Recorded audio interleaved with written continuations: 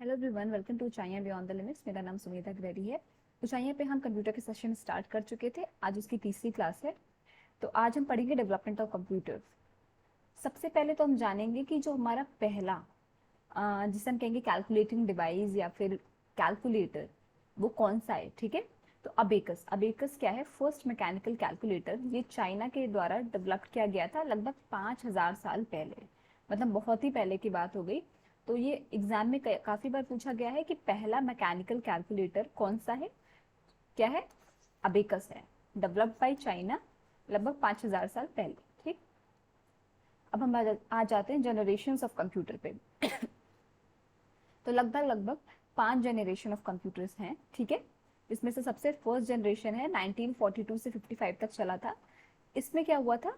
Vacuum tubes का इस्तेमाल किया गया था। ये बहुत बारी पूछा जाता है आपके पेपर में कि पहले जनरेशन में किसका यूज हुआ, सेकंड में किसका यूज हुआ। तो फर्स्ट में वैक्यूम ट्यूब का इस्तेमाल किया गया। इसमें क्या था?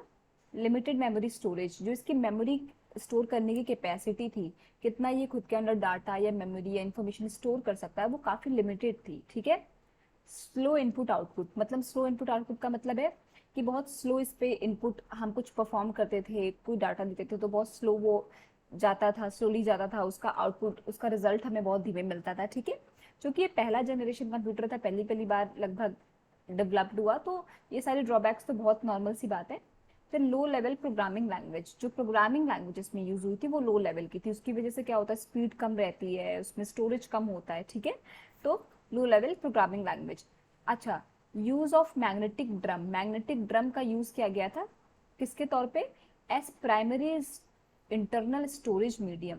देखिए, जब हम हमारे जो हमारा पीसी होता है, फोन होता है, उसकी इंटरनल मेमोरी होती है। ठीक है, उसमें हम चीजें स्टोर करते हैं। ठीक है, तो वहां पे स्टोर करने के लिए क्या यूज हुआ था? मैग्नेटिक ड्रम का यूज किया गया था as primary internal storage medium. Storage medium जो हमारा इंटरनल मेमोरी में स्टोर करने के लिए जो मीडियम था, प्राइमरी मीडियम, वो हमारा मैग्नेटिक ड्रम था। इसकी एग्जाम्पल देख लेते हैं। IBM 650, I N I A C, ENIAC, जिसे हम इनैक भी कह सकते हैं, यूनिवैक 1, शॉर्ट फॉर्म एक तरीके से। ठीक है, तो क्या क्या? IBM 650, इनैक, यूनिवैक 1, ये हमारे पहले जनरेशन ऑफ कंप्यूटर के एग्जाम्पल्स हो गए। सेकेंड जनरेशन आ जाता है, इसका टाइम पीरियड है 1955 से लेकर 64 तक, 1955 से लेकर 64 तक। अब ये इंपॉर्टेंट आ जाता है कि यहाँ पे ट्रांजिस्टर का यूज किया गया था in place of vacuum tube. Vacuum tube की जगह यहाँ पे ट्रांजिस्टर का इस्तेमाल किया गया था। मैग्नेटिक कोर, जैसे वहाँ पे मैग्नेटिक ड्रम का यूज किया गया था as primary internal storage medium के लिए, यहाँ पे मैग्नेटिक कोर का इस्तेमाल किया गया प्राइमरी इंटरनल स्टोरेज मीडियम के तौर पे। फिर इंक्रीज मेमोरी स्टोरेज। देखिए, पहले से फर्स्ट जनरेशन से यहाँ पे मेमोरी स्टोरेज, मेमोरी स्टोर करने की कैपेसिटी, कैपेबिलिटी बढ़ गई। इंक्रीज स्पीड, उसकी वजह से स्पीड भी बढ़ गई। अच्छा, सबसे बड़ा रीजन क्या होगा? यहाँ पे हाई लेवल प्रोग्रामिंग लैंग्वेज का इस्तेमाल किया गया था। For example COBOL, Fortran. ठीक है, इन सारी लैंग्वेजेस का इस्तेमाल किया गया था इसको प्रोग्राम करने के लिए। इस वजह से इसकी स्पीड भी बढ़ गई, ये रिलायबल हो गया। रिलायबल का मतलब होता है कि आप उस पर कितना ट्रस्ट कर सकते हैं। ठीक है, आप उसको कितना यूज कर सकते हैं, कितना एक्यूरेट है वो। ठीक है, तो ये रिलायबल भी हो गया, इसकी मेमोरी भी, स्टोरेज भी बढ़ गया, इसकी स्पीड भी बढ़ गई। ठीक है, तो इसमें कौन कौन से हाई लेवल प्रोग्रामिंग लैंग्वेज का इस्तेमाल हुआ था? कोबोल और फोर्टैन। एग्जाम्पल देख लेते हैं। IBM 1401, हनीवेल 2000, CDC 1604, ये इसके एग्जाम्पल हो गए। नेक्स्ट पे चलते हैं थर्ड जनरेशन। इसका टाइम पीरियड है 1965 से लेकर 74, 1965 से लेकर 1974। इसमें IC, इंटीग्रेटेड सर्किट। IC जिनको नहीं पता उनके लिए है इंटीग्रेटेड सर्किट। चिप होती है ये लगभग। तो IC का इस्तेमाल किया गया। Smaller size, better performance. इसमें साइज स्मॉल हो गया, बेटर परफॉर्मेंस हो गया। ठीक है, IC का इस्तेमाल करेंगे तो ऑब्वियसली साइज स्मॉल हो जाएगा, परफॉर्मेंस बेटर हो गया, स्पीड और इंक्रीज हो गई। अच्छा, हाई लेवल प्रोग्रामिंग लैंग्वेज का एक्सटेंसिव यूज किया गया, मतलब बहुत यूज किया गया, काफी अच्छे तरीके से उसका हाई लेवल प्रोग्रामिंग लैंग्वेज का इस्तेमाल किया गया। ठीक है, अब ये इंपॉर्टेंट यहाँ पे एक बात आ जाती है कि emergence of mini computer. Mini computer का यहाँ कहाँ पे इमरजेंस देखा गया? तो थर्ड जनरेशन में देखा गया। ठीक है, अच्छा, इसका यूज क्या है? Airline reservation system, credit card billing, इन सब में इसका यूज है। एग्जाम्पल्स देख लेते हैं। NCR 395, बोरफ B6500, IBM 360 एक्सेट्रा, इसके एग्जाम्पल्स हैं। ठीक है, नेक्स्ट पे चलते हैं, फोर्थ जनरेशन, इसका टाइम पीरियड है 1975 से लेके अभी तक चल रहा है ये, 1975 से टिल नाउ।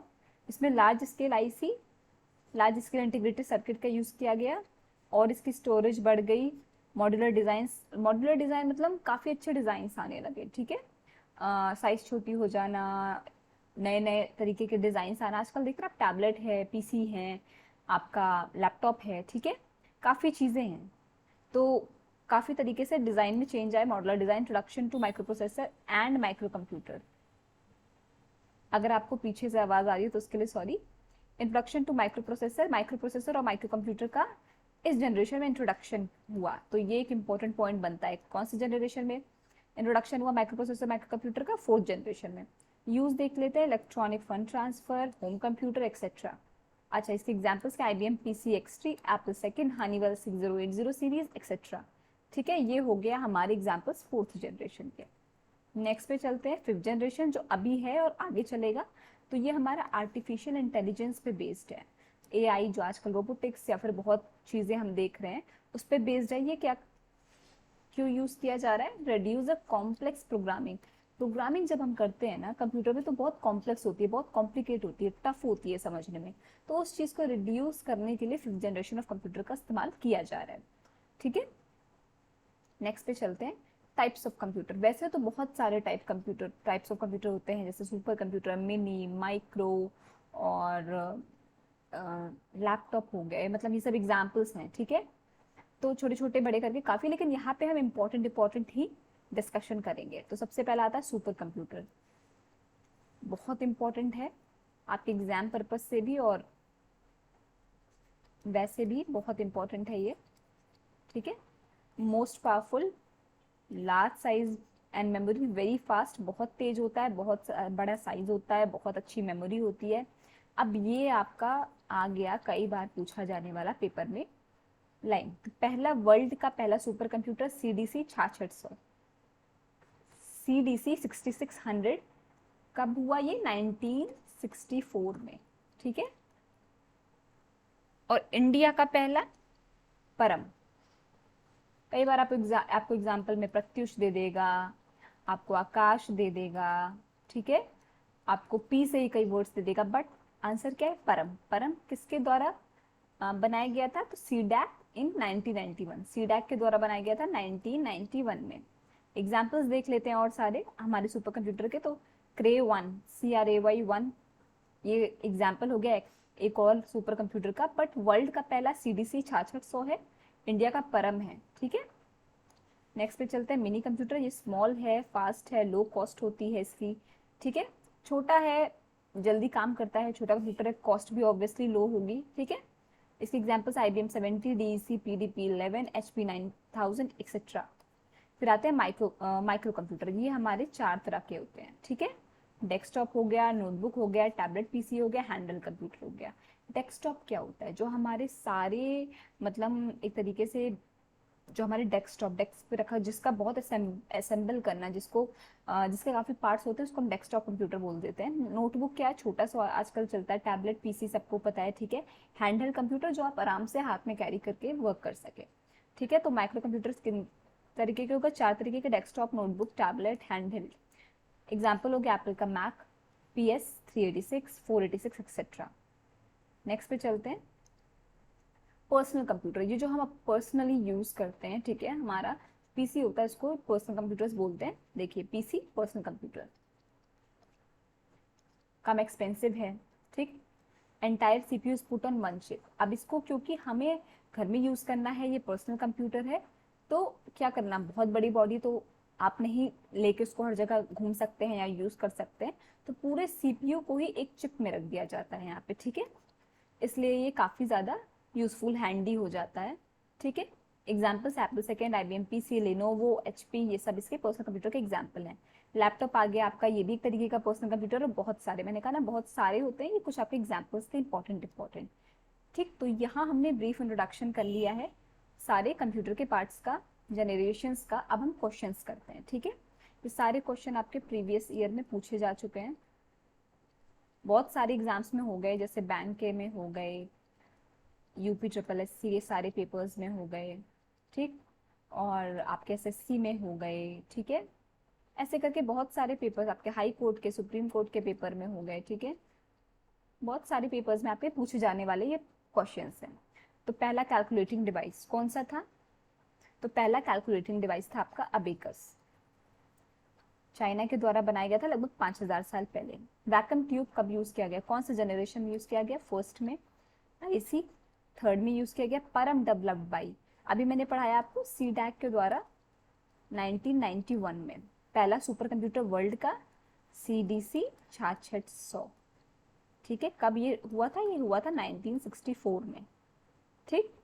नेक्स्ट पे चलते हैं।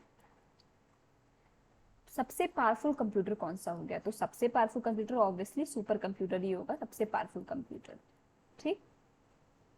इनैक या ENIAC is of which generation? मैंने आपको एग्जाम्पल्स में पढ़ाया है ये, ठीक। ये किस जनरेशन का है? फर्स्ट जनरेशन का है। फादर ऑफ कंप्यूटर किसे कहा जाता है? बहुत इंपॉर्टेंट क्वेश्चन है, चार्ल्स बैबेज। ट्रांजिस्टर्स कब यूज हुए थे? ट्रांजिस्टर वैक्यूम ट्यूब की जगह यूज किए गए थे सेकेंड जनरेशन में, ठीक है। तो हमने टोटल क्वेश्चंस कवर किए हैं लगभग, जो आपके इस चैप्टर से मोटा मोटा पूछे जाते हैं या फिर पूछे जाएंगे। तो अगर आपको ये पूरा सेशन समझ में आया हो और आपने चैनल को अभी तक लाइक शेयर सब्सक्राइब ना किया हो तो प्लीज़ करिएगा, कमेंट करके ज़रूर बताइए। अगर आपको किसी भी तरीके का डाउट हो, आपको किसी भी अदर सब्जेक्ट में किसी भी तरीके की क्वेरी हो या आपको कोई सेशन चाहिए हो तो प्लीज़ हमें कमेंट करके ज़रूर बताइएगा। और अगर आपको वीडियो अच्छा लगा हो तो प्लीज़ लाइक शेयर सब्सक्राइब ज़रूर कीजिएगा, बेल बटन को प्रेस ज़रूर कीजिएगा। Thank you so much for watching.